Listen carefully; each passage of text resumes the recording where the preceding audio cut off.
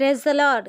మన ప్రభువైన యేసుక్రీస్తు పరిశుద్ధమైనటువంటి నామంలో ఈ ఉదయకాలపు కృపావార్తను వింటున్నటువంటి మీ అందరికీ దేవుని పేరిట వందనాలు చెల్లిస్తూ ఉన్నాను. అందరు బాగున్నారా? మరి పూట ప్రభు మనకిచ్చినటువంటి వాక్యాన్ని మనము పరిశుద్ధ గ్రంథములో చదువుకుందాం.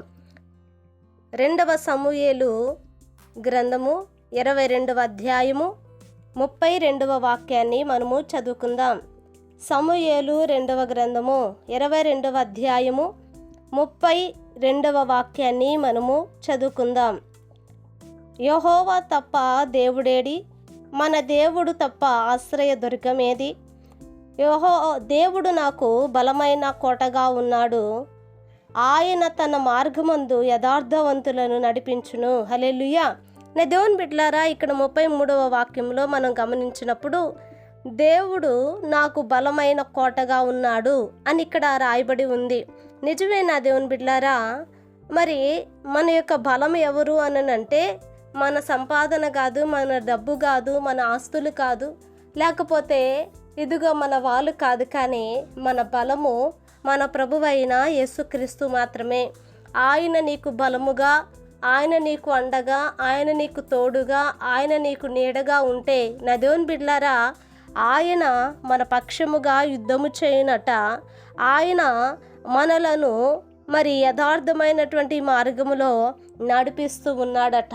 కనుక ఈ రోజున నీకు బలమైనటువంటి కోటగా నీ దేవుడి నీ పక్షముగా ఉంటాడు అని ఈ వాక్యము సెలవిస్తూ ఉంది. అంటే శత్రువుల విషయములో నిన్ను ఏదైతే నీకు శత్రువుగా మారిందో, ఏదైతే నిన్ను తరుముతుందో, ఏదైతే నిన్ను భయపెడుతూ ఉందో, వాటి బారి నుంచి నువ్వు తప్పించుకొని నీ ప్రాణాన్ని నువ్వు కాపాడుకోవాలి అని అంటే ఇదిగో ఆయన నీకు కోటగా ఉన్నాడు.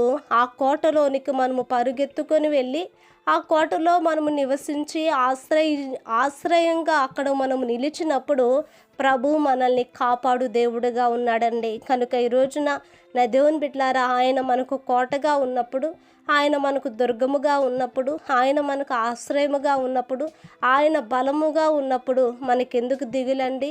మనకెందుకు భయము? ఎందుకు మనము మరి ఆలోచించాలి? కనుక ఈ వాక్యం ద్వారా ప్రభు మనతో మాట్లాడుతూ ఉండగా మనల్ని ఇంకనూ కూడా ప్రభు నడిపించినట్లుగా ఒక చిన్న ప్రార్థన చేసుకుందాం. మహాపరిశుద్ధుడు అయిన మా తండ్రి, కృపగలిగిన దేవా, నీకు వందనాలు. ఈ ఉదయకాలం నాయన మీరు మాతో మాట్లాడినందుకు స్తోత్రాలు.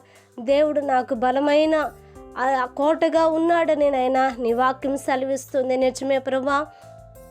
ప్రతి వారికి, నిన్ను ఆశ్రయించిన ప్రతి వారికి నువ్వు కోటగా ఉండి వారిని బలపరిచి కృప చూపమని, వాక్యం వింటున్న ప్రతి వారిని మీరు ఆశీర్వదించమని యేసు నామమున అడిగి వేడుకుంటున్నాము తండ్రి. ఆమేన్. Praise the Lord. దేవుని కృప మీకు తోడై ఉండును కాక.